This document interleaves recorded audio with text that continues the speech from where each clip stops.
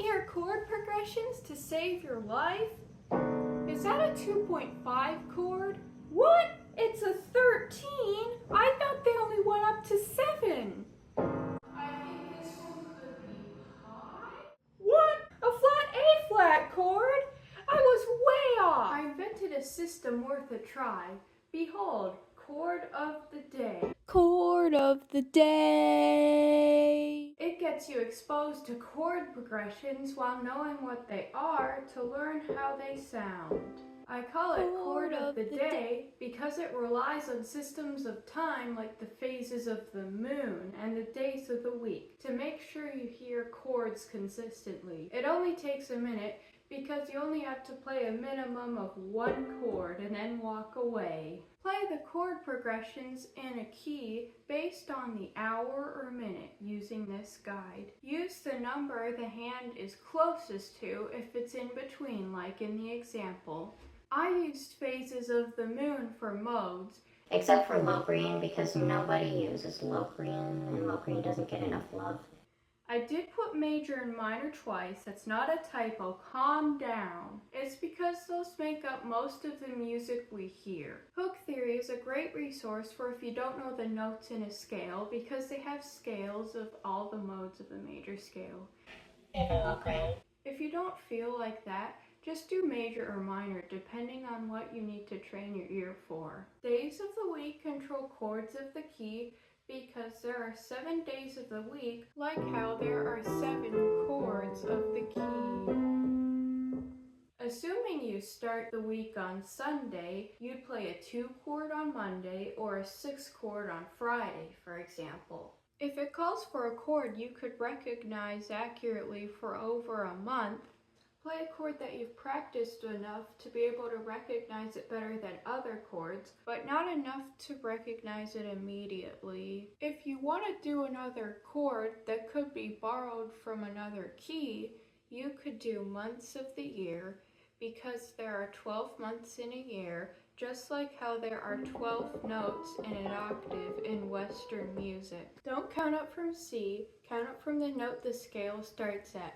For example, in D major in March, you'd count up 3 keys from D and get to F and play an F major chord. D major songs usually don't have an F chord, but some do. It would be a flat 3. January would be 1 key up, so in C in January, you'd play a C sharp chord.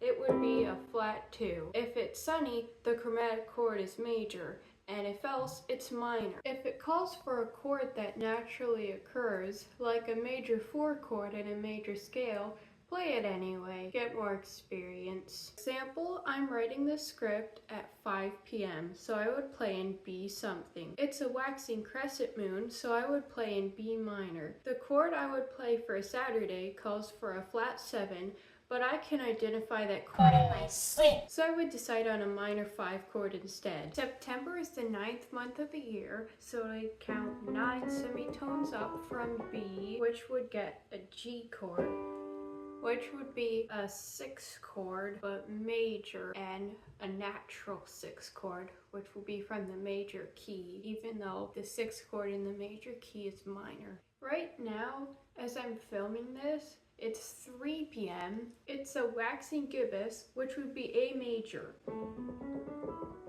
It's Saturday again, which would be a 7 chord, but Diminished chords suck. they're scary.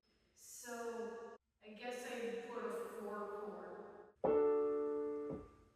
It's a sunny September day again, major version of the minor 6 it is.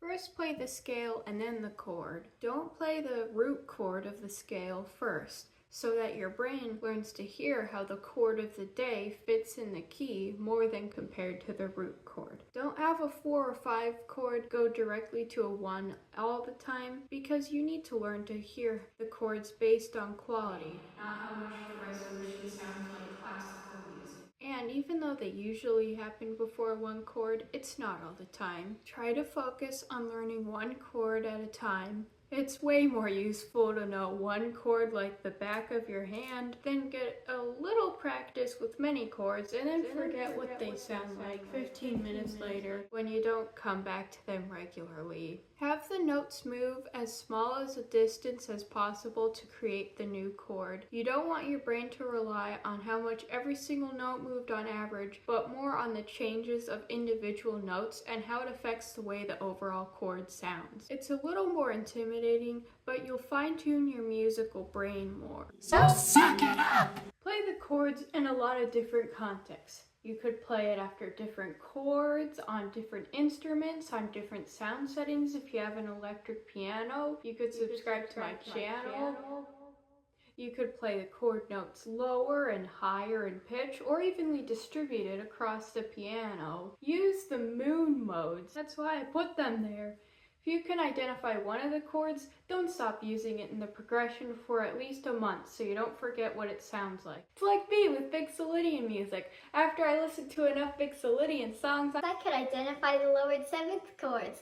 Did I stop listening after that? no. Why would I? It's Vixolydian. I listened to it until I couldn't feel anything anymore. And now I'm way too powerful. And I could detect that chord a mile away. Lowered seven. Or in my sleep, or both a mile away and in my sleep. If a different chord starts feeling resolved like a root chord is, start playing in that key. You'll be less likely to confuse your brain. I unintentionally made that guaranteed to happen during the Lydian part of the full moon. It won't be Lydian. It'll be like mode roulette. And if you are somehow able to identify what every chord sounds like, you could still use this as a chord progression generator. And if you tried this and it didn't work, then you're out of luck. Yay!